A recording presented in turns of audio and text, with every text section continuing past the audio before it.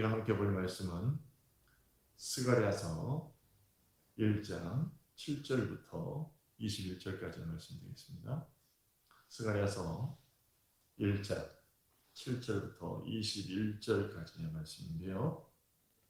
구약성경 1313쪽 정도 되겠습니다.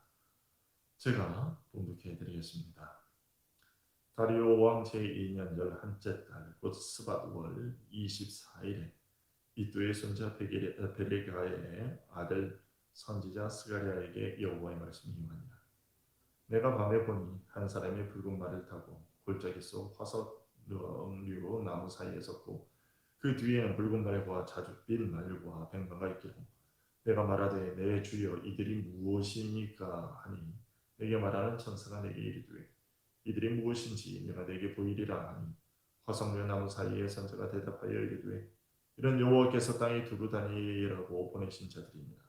그들이 화석류 나무 사이에 선 여호와의 천사에게 말하되 우리가 땅에 두루 다녀보니 온 땅이 평안하고 조용하더이다 하더라. 여호와의 천사가 대답하여 이르되 만물의 여호와여 여호와께서 언제까지 예루살렘과 유다 성읍들을 불쌍히 여기지 아니하시려 하나이까. 이를 노하신 지 70년이 되었나이다 하며 여호와께서 내게 말하는 천사에게 선한 말씀 위로하는 말씀으로 대답하시더라. 내게 말하는 천사가 내게 이르되 너는 외쳐 이르기를 만군의 여호와의 말씀에 내가 예루살렘을 위하여 시온을 위하여 크게 질투하며 아니란 여러 나라들 때문에 심히 진노하나니 나는 조금 노하였거늘 그들은 힘을 내어 고난을 더하였습니다. 그러므로 여호와가 이처럼 말하노라. 내가 불쌍히 여김으로 예루살렘에 돌아왔은즉 내 집이 그 가운데에 건축되리니 예루살렘 위에 목줄이 쳐지리라. 만군의 여호와의 말이니라. 그가 다시 외쳐 이르기를 만군의 여호와의 말씀에 나의 성읍들이 넘치도록 다시 풍부할 것이라. 여호와가 다시 시온을 위로하며 다시 예루살렘을 택하리라 하라 하니라. 내가 눈을 들어본즉 네 개의 뿔이 보이기로 이에 내게 말하는 천사에게 묻되 이들이 무엇이니까 하니 내게 대답하되 이들은 유다와 이스라엘과 예루살렘을 흩뜨린 뿔이니라. 그때 여호와께서 대장장이 4명을 내게 보이시기로 내가 말하되 그들이 무엇하러 왔나이까 하니 대답하여 이르시되 그 뿔들이 유다를 흩뜨려서 사람들이 능히 머리를 들지 못하게 하니 이 대장장이들이 와서 그것들을 두렵게 하고 이전에 뿔들을 들어 유다 땅을 흩뜨린 여러 나라의 뿔들을 떨어뜨리려 하느니라 하시더라. 아멘. 오늘 우리가 읽은 이 본문은요, 스가랴가 첫 번째 메시지를 선포한 지 약 3개월이 지난 시점에서 하나님께서 보여주신 환상입니다. 1절과 7절을 비교해 보면 이제 그 메시지가 선포된 환상을 보게 된 시점 사이에 그 기간 차이를 우리가 알 수 있겠는데 1절에서 스가랴는 자신에게 여호와의 말씀이 임했던 때에 대해 다리오 왕 제2년 8째 달이라 이렇게 얘기하고 있고요. 그리고 7절에서는 이렇게 얘기를 하고 있습니다. 첫 번째 환상이 자기에게 임했던 그때에 대해서 7절에 보면 다리오 왕 제2년 11째 달 곧 스밧월 24일에 라고 말하고 있습니다. 그러니까 정확히 5개월째 되는 달이죠. 그리고 스가랴에서는 모두요, 우리가 나중에 계속해서 보게 되면 알게 될 텐데 8개의 환상이 나옵니다. 8개의 환상이 나오는데 오늘 보면은 그 가운데 첫 번째와 두 번째 환상입니다. 그러나 단순한 환상이 아니라 천사가 선지자에게 그 환상의 의미를 설명해 주고 있는데요. 그래서 이것은 그냥 환상, 내용 그거 무엇을 보았다 해서 그치지 않고 그래서 하나님께서 이제 직접적으로 선포해 주시는 그 말씀과 동일한 권위를 갖죠. 그러면 하나님께서 스가랴에게 보여주신 첫 번째 환상은 어떤 내용인가? 8절부터 12절까지가 그 첫 번째 환상의 내용인데요. 화석류 나무 사이에 붉은 말을 탄 자가 있었고 그 뒤로 붉은 말, 붉은색 말이죠. 붉은색 말, 자주색 말, 흰색 말을 타는 자들이 있었는데 그들이 화석류 나무 사이에 선 자에게 우리가 땅에 두루 다녀보니 온 땅이 평안하고 조용하더이다 라고 보고하자 화석류 나무에 서 있는 이가 만물의 여호와여 여호와께서 언제까지 예루살렘과 유다 성읍들을 불쌍히 여기지 하시려 하나이까. 이를 노하신 지 70년이 되었나이다 라고 아뢰었다는 것입니다. 자, 그러면 이 환상 속의 각각의 인물들은 누구이며 그들이 한 말은 무슨 의미를 갖고 있는 것일까? 먼저 환상 속에 화석류 나무 사이에 선자, 붉은 말을 타고 서 있던 그 인물은 누구인가? 그 인물은 바로 예수 그리스도입니다. 그 뒤로 이제 붉은 말, 자주색 말, 흰색 말을 타고 있던 자들이 있었는데 이들은 하나님의 보내심을 받아서 온 세상을 두루 감찰하고 돌아온 천사들입니다. 이들이 온 땅을 두루 감찰하고 돌아왔다는 것은 하나님께서 온 세상을 다 살피고 계시다는 것을 의미하는 것이고, 그것은 곧 하나님께서 우리 인간들에 대해 얼마나 깊은 관심과 애정을 갖고 계신가 하는 것을 보여줍니다. 지금도 하나님은 온 세상을 다 살피고 계시죠. 여기 스가랴가 본 환상에서는 천사들이 보내심을 받아 온 세상을 두루 살펴보아서 보고한 것으로 되어 있어서 그 보고를 받은 이가 천사들을 통해서만 세상 곳곳의 소식을 알게 되는 것처럼 생각할 수 있지만요. 사실은 그렇지가 않은 것이죠. 하나님은 직접 온 우주를 보고 계시고 이미 모든 것을 다 아십니다. 하나님이 모든 것을 예정하시고 그 예정하신 대로 창조하고 다스리고 계시기 때문에 하나님은 천사들의 보고가 없더라도 이미 다 아십니다. 그럼에도 불구하고 이런 환상을 스가랴에게 보여주신 것은요. 방금 전에 말씀드린 것처럼 하나님께서 우리 인간들에게 관심과 애정을 갖고 계시고 온 세상을 두루 살피신다는 것을 알려주기 위해서 것입니다. 다음으로 온 세상을 두루 감찰하고 온 천사들이 온 땅이 평안하고 조용하다이다 라고 한 말은 도대체 무슨 의미일까? 그것은 페르시아 제국의 평안과 번영을 의미합니다. 이 스가랴 선지자가 이 말씀을 전할 당시에는 바벨론을 무너뜨린 페르시아가 최전성기를 누리던 시기였는데요. 그래서 그 영토가 남쪽으로는 페르시아만에서부터 북쪽으로는 카스피해까지 또 동쪽으로는 인도에서부터 이제 서쪽으로는 저기 지금의 그리스 지역까지 그러니까 어마어마하게 넓은 그런 땅을 다스리고 있었습니다. 그만큼 강력한 힘을 발휘했기 때문에 그 제국에 살던 백성들은 로마가 나중에 제국을 이루었을 때 팍스 로마나라고 이렇게 불렀던 것처럼 안정된 삶을 살 수 있었죠. 자, 하지만 그런 이유 때문에 이제 온 땅이 평안하고 조용하다이다라고 얘기를 한 것입니다.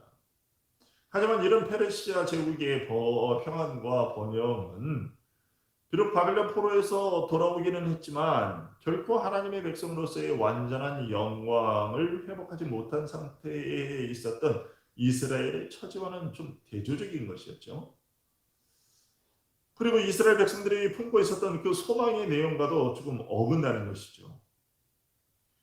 다시 말해서 이스라엘의 소망은 어떤 것입니까? 이스라엘의 소망은 학개 선지자가 예언한 대로 자신들을 괴롭히고 하나님을 섬기지 않는 그 이방들이 흔들리고 그 권세들이 무너지는 것이었습니다.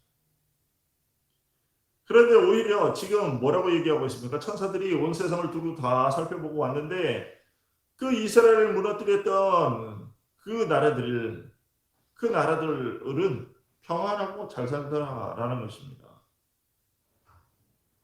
자, 그래서 이제 이스라엘은 이 열방의 번성을 볼 때 절망적일 수밖에 없었던 것이죠. 왜냐하면 저들이 망해야 이스라엘에 산다고 생각을 했기 때문인 것이죠.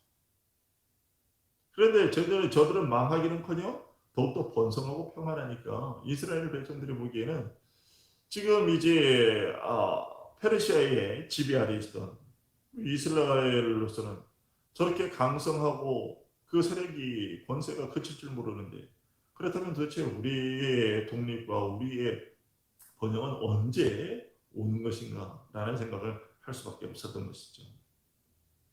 이런 상황에서 천사들의 보고를 들은 화석류 나무 사이에 선 이가, 즉 그리스도께서 아직 이제 몸을 입고 인간의 몸을 입고 이 땅에 오시지는 않았지만 여전히 하나님의 제2위 되신 성자이신 그리스도께서 이제 이렇게 하나님께 아뢰죠. 만군의 여호와여, 여호와께서 언제까지 예루살렘과 유다 성읍들을 불쌍히 여기지 아니하시려 하나이까? 이를 노하신 지 70년이 되었나이다. 무슨 말이냐?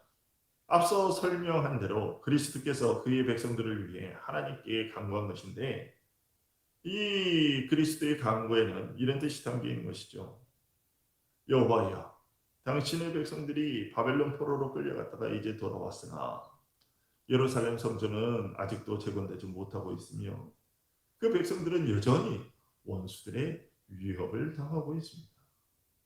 아버지께서 예레미야를 통해 예언하셨던 70년의 포로 생활 기간이 다 지났음에도 불구하고 이들은 하나님의 백성으로서의 완전한 영광을 아직도 회복하지 못한 상태에 있습니다.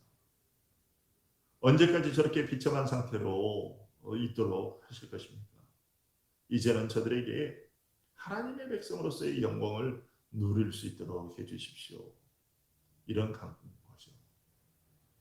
이런 사실은 신약 시대에나 지금이나 여전히 하나님의 백성들은 그리스도의 중보로 인해서 하나님의 복을 누리고 있다는 것을 알려주죠.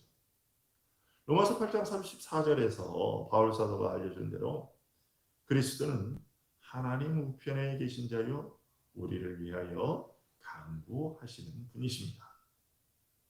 따라서 우리는 비록 이 세상에서의 삶이 매우 좀 힘들고 또 낙심되는 그런 일들이 있다 할지라도 그것 때문에 절망하거나 좌절해서는 안 될 것이죠. 지금 당장의 상황은 어렵고 힘들지라도 그리스도께서 우리를 위해 간구하고 계시기 때문에 여러분 결코 낙심하지 마십시오. 제가 늘 여러분들과 만나서 그렇게 대면할 때 또 전화로나 또 여러 가지 계속해서 설교를 하거나 기도하면서 계속 언급하는 것처럼 지금 분명 우리들이 참 이 코로나19를 지나고 있는 지금 이 상황은 쉽지 않은 상황인 것 같습니다. 모두가 어려운 게 사실이죠. 그리고 언제 과연 이 일이 끝날까 알 수가 없는 그런 상황이죠. 점점 이제 문을 닫고 폐업을 하고 있는 사람들도 많아지고 있고요. 근데 그 폐업을 하는 사람들이고 예수를 안 믿는 사람들이냐? 아니죠. 예수를 믿는 사람, 하나님을 믿는 사람들도 결국은 이 어려움을 견디지 못하고 문을 닫고 있는 경우들이 많은데, 그러나 이것이 전부는 아니다라는 것이 전부는 아니다. 왜?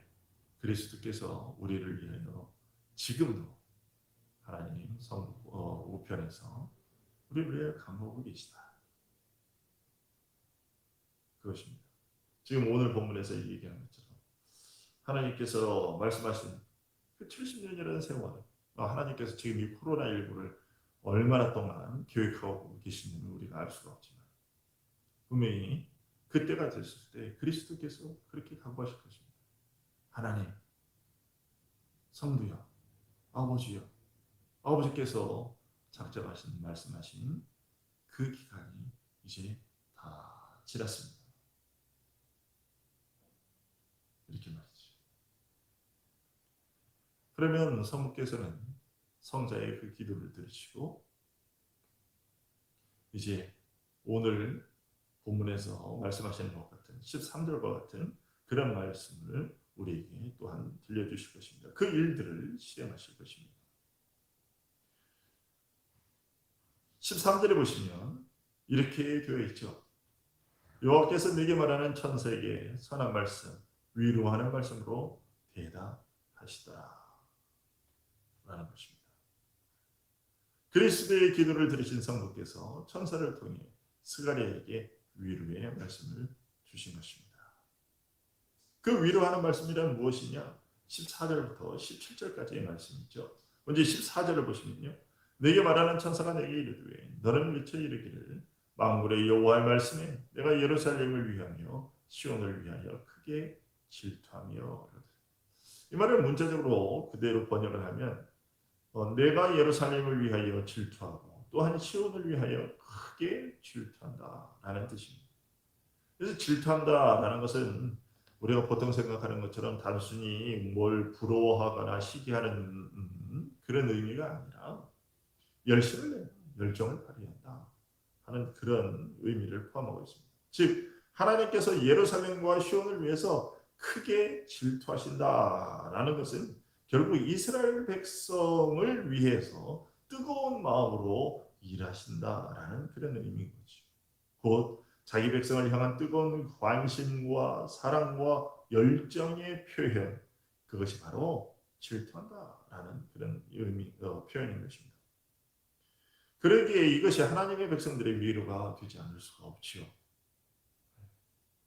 그리고 15절에 안일한 여러 나라들 때문에 심히 진노하나니 나는 조금 노하였거늘 그들은 힘을 내어 고난을 더하였습니다. 이렇게 얘기합니다.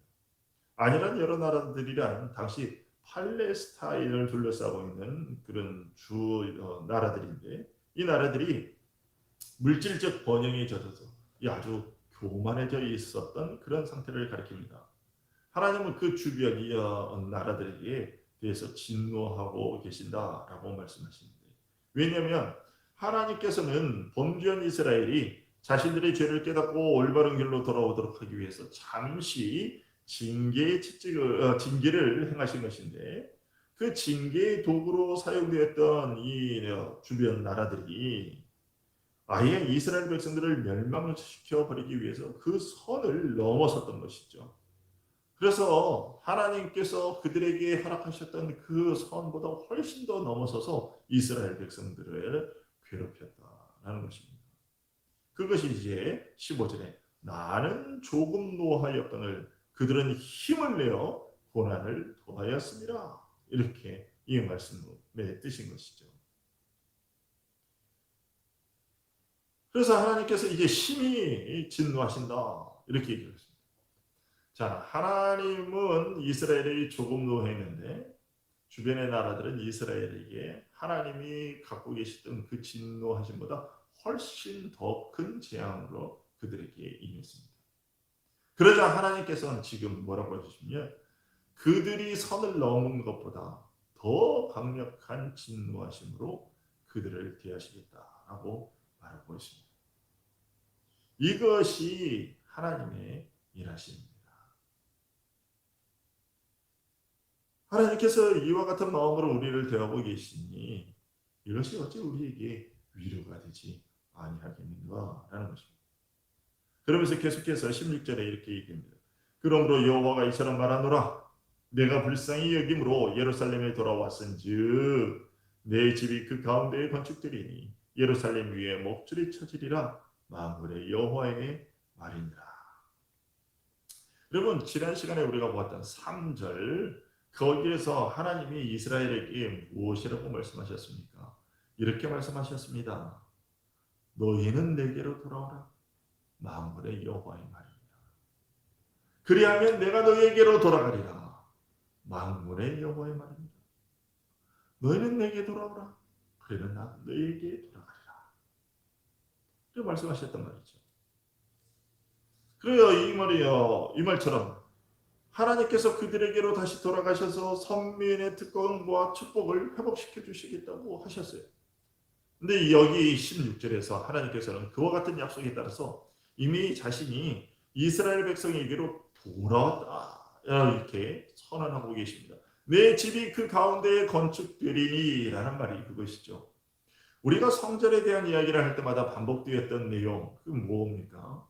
이스라엘 가운데에 성전이 위치하고 있었다는 것은 하나님께서 그의 백성들 가운데 임재해 계신다라는 그런 의미라고 늘 말씀드렸죠. 16절도 바로 그런 의미인 것이죠. 포로에서 돌아온 이스라엘은 지금 성전의 기초만 놓아둔 채로 16년이라는 시간을 그냥 흘려보냈습니다. 그러다가 이제 할개 선지자의 동료 말씀을 듣고 전한 그 하나님의 말씀을 듣고 다시 성전을 짓기 시작했습니다. 그 이제 스가랴 선지자가 오늘 본문의 이 환상을 보게 된 시점은 바로 그 성전 공사를 재건하기 위해 시작한 지 이제 5개월째 되는 날이었는데, 이런 상황에서 하나님이 뭐라고 말씀하시냐면 내 집이 예루살렘 가운데 건축되리라고 하신 것입니다. 하나님의 이 약속은요, 이제 더 이상 성전 재건 공사가 중단되지 않고 틀림없이 완성될 것이다, 완공될 것이다 라는 그런 의미인 것입니다. 그래서 그런 이제 이스라엘 백성들에게 자, 지난 16년 동안에 중단되었지만 이제 다시 중단되는 일 없이 계속 끝까지 완공되는 날까지 계속 가게 될 것이야 라고 하나님께서 말씀해 주시는 것인데, 이것이 단순히 성전이 지어진다, 건축이 완공될 것이다 라는 그런 의미뿐만이 아니라 3절에서 얘기한 것처럼 내가 너희에게로 돌아가리라 하신 그 말씀이라는 것이죠.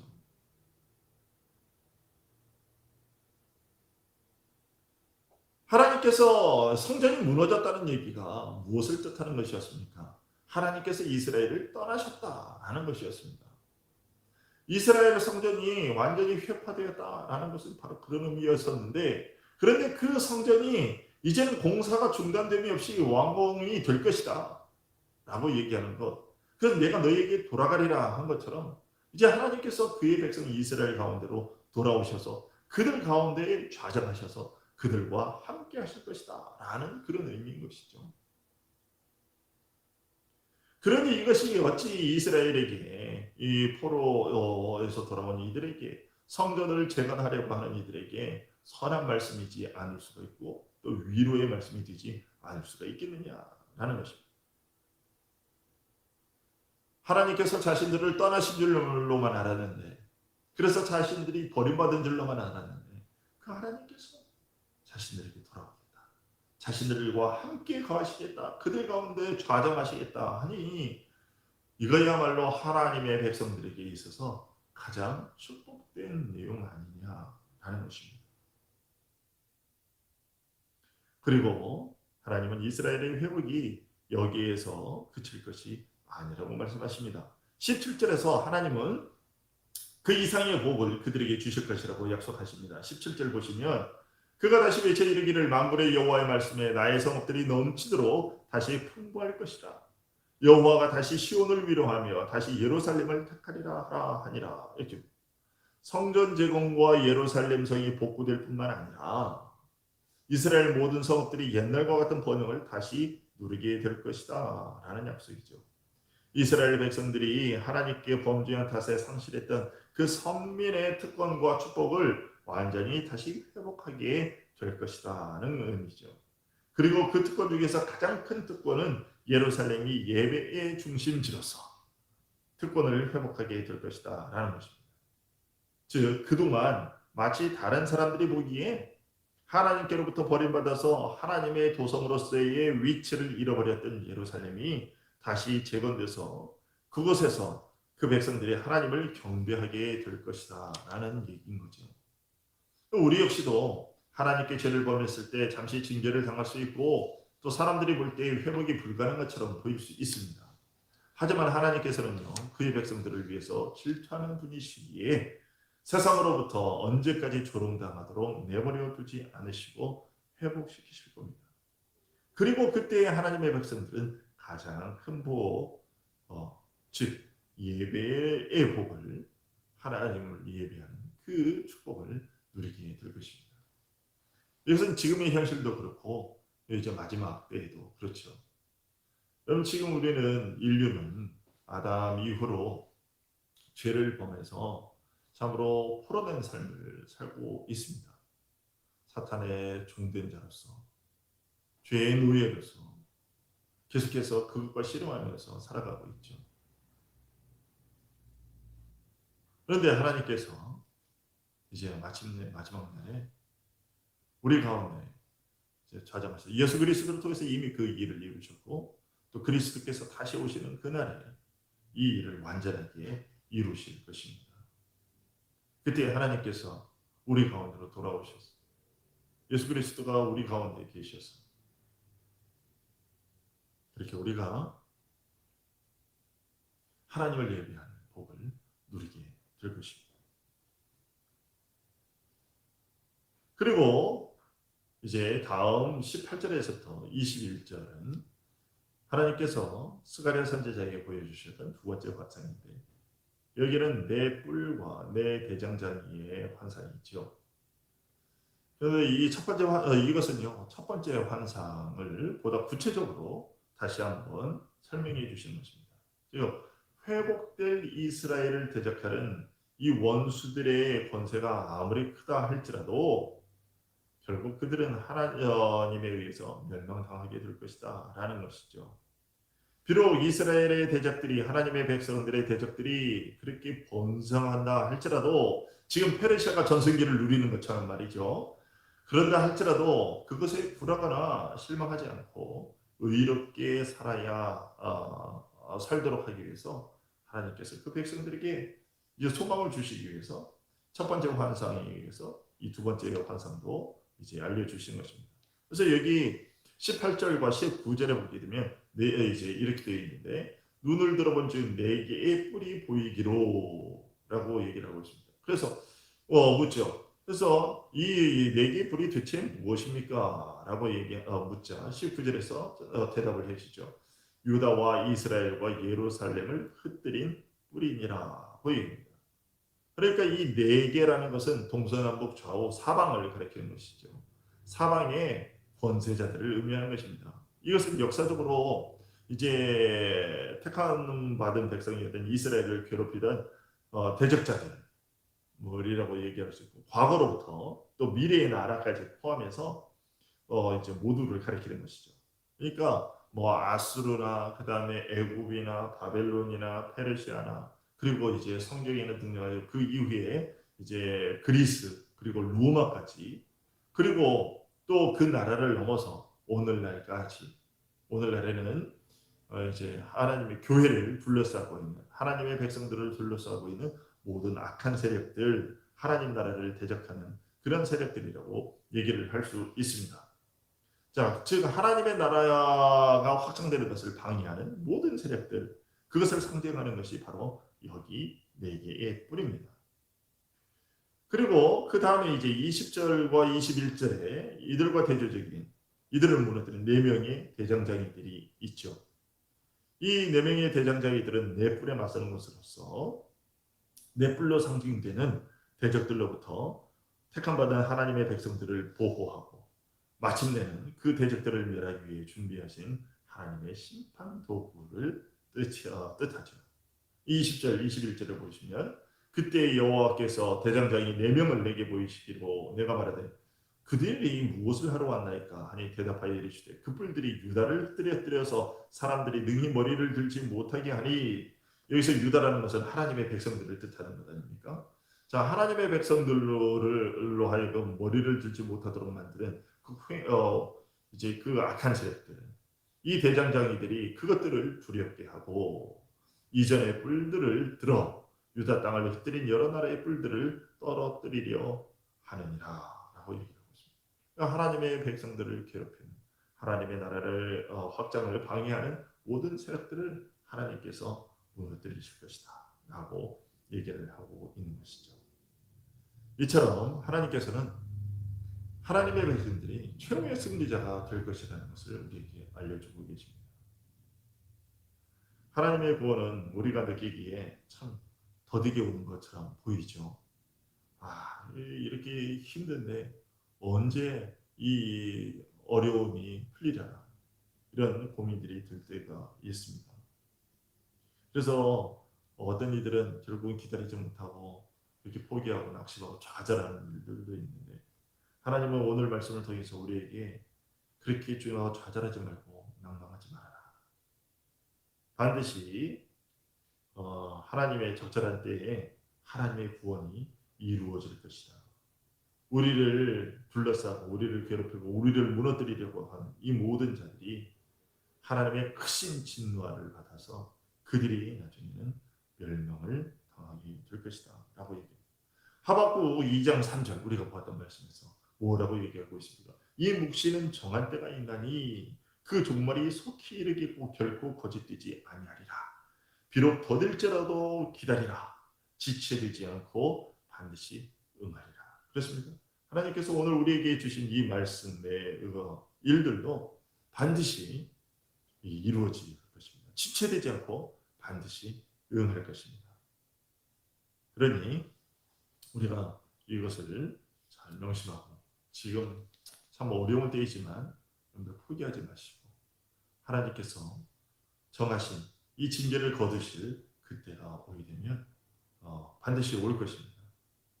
오늘 말씀을 통해서 그것을 다시 한번 마음에 새기시고 지금의 이 어려움들을 잘 극복해 나가고 또한 이 모든 것들에 대한 조건이 있었죠.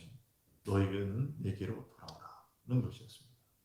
이것을 우리가 기억하고 우리가 이런 어려운 때일수록 힘드니까 이것을 어떻게 내 힘으로 모면해 보려고 다시 뭔가 아동아동하면서 세상적인 방법을 취할 것이 아니라 이럴 때 어디로 가야 될 것인가? 우리가 돌아가야 할 곳은 바로 하나님께로 돌아가는 것입니다. 하나님께로 돌아가면 하나님께서 우리의 가운데 돌아오십니다. 성전을 반드시 이루게 재건을 시키려도록 하나님께서 해주신다고 말씀하신 것처럼 그러면 우리의 삶도 또 무너진 한국 교회도 분명히 다시 서게 될 것입니다. 기도하겠습니다. 아버지 하나님 오늘 말씀을 통해서 또 우리에게 위로를 주시니 감사드립니다. 지금 우리 눈앞에 벌어져 있는 이 현실을 보면 과연 한국교회가 회복될 수 있겠는가 하는 이런 의구심이 듭니다. 그러나 아버지께서 이 말씀을 통해서 반드시 회복시키는데 하나님께서 정하신 그때가 지나면 하나님께서 말씀하셨던 그 70년이라는 그 기간 그것이 이제는 우리에게 언제인지는 정확히 알지도 못하나 그 정해진 때가 지나면 반드시 우리를 회복시키실 것이라는 것 우리를 둘러싸서 싸고 우리를 무너뜨리려고 했던 그 악한 세력들 사단의 추종자들 그들을 하나님께서 무너뜨리시고 우리가 하나님의 교회를 다시 재건하고 하나님께서 그 가운데 자정하실 것임을 우리에게 알려주셨사오니 이 말씀을 마음에 꼭꼭 새기고 이 어려운 현실 가운데서 한숨 지으며 그저 무너져 있도록 하지 마시고 다시금 일어서서 용기를 내어 계속해서 하나님의 교회를 짓는 일에 또 무너진 우리의 심령을 수축하는 일에 주님께서 함께하여 주시기를 간절히 소원합니다. 하나님의 백성들에게 용기를 허락하여 주시옵소서 소망을 허락하여 주시옵소서 주께서 반드시 이루실 것임을 굳게 믿고 오늘도 다시 일어나 하나님의 백성답게 힘차게 그 믿음의 발걸음을 내디딜 수 있게 하여 주시옵소서 예수 그리스도